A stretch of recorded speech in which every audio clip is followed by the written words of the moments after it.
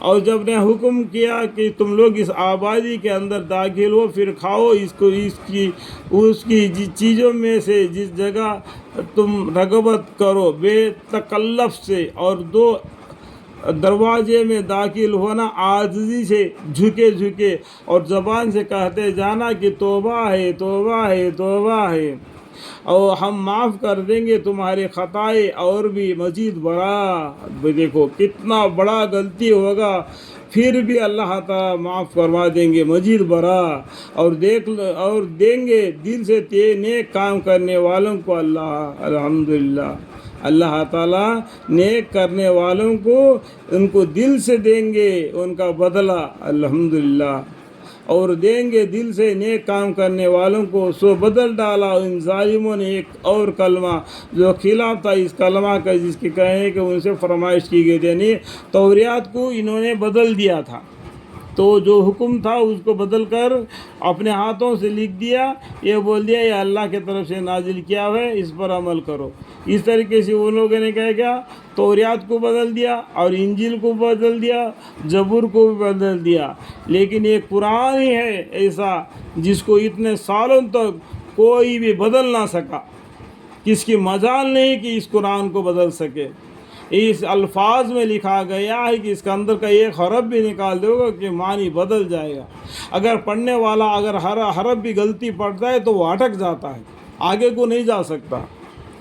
اتنا علم کامل سے اللہ تعالیٰ نے اس قرآن کو نازل فرمایا،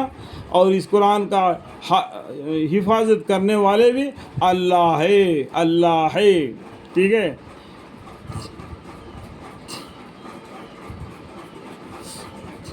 دلیل نے ایک اور کلمہ جو خلاف تھا اس کلمہ کی، جس کے کہنے کہ ان سے فرمائش کی گئی تھی، اس پر ہم نے نازل کی ان ظالموں پر ایک آفت سمائی، یعنی اس غلطی کی وجہ سے آسمان کی طرف سے ان کے اوپر ایک آفت آیا، اس وجہ سے کہ وہ عدل حکمی کرتے تھے۔ موسیٰ علیہ السلام کا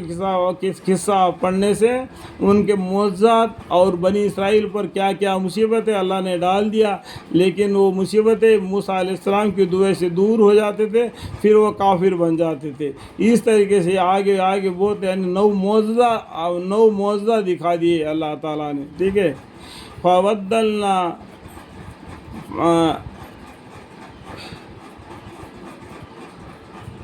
فبدل الذين ظلموا قولا غير الذي قيل لهم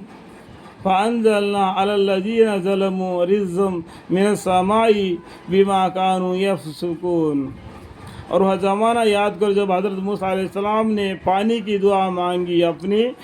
قوم کے واسطے، یعنی کون ان کے موسیٰ علیہ السلام کے قوم کتنے تھے؟ 12 تھے۔ ان قوم کو جب پانی کی پیاس لگی تو اللہ تعالیٰ سے دعا مانگی موسیٰ علیہ السلام نے، یا اللہ مجھے اور میری قوم کو پانی کے پیاس لگی ہے تو پانی دے دو۔ اللہ تعالیٰ نے حکم دیا کہ فلانا پتھر پر تم اپنا ہاتھ میں جو لاٹھی ہے اللہ کے معجزہ اس کو مارو، تو اس میں سے 12 چشمے پھوٹ نکلے۔ تو ان کے قوارہ خاندان تھی، وہ ہر آدمی اپنا پانی پینے کی جگہ کو معلوم کر لیا اور پیاس بجھا لی۔ اللہ تعالیٰ کی اس طریقے سے احسان کیا بنی اسرائیل پر تاکہ وہ حکام الہی کے ساتھ اپنا زندگی بسر کر سکے، ٹھیک ہے۔ ہم نے موسیٰ علیہ السلام کو حکم دیا کہ اپنی اس عصا کو فلانا پتھر پر مارو، بس فوراً اس سے پھٹ نکلے 12 چشمے، اور 12 ہی خاندان تھے بنی اسرائیل کے۔ چنانچہ معلوم کر لیا ہر شخص نے اپنے پانی پینے کا موقع، کھاؤ اور پینے کو پیو اللہ تعالیٰ کے رزق سے، اور حد اعتدال سے مت نکلو فساد و افترا کرتے ہوئے سرزمین میں، یعنی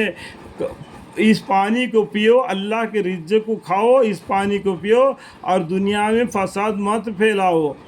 یعنی اللہ کے حکم کو ٹال کر اپنے منمانی زندگی مت گزارو، مت نکلو فساد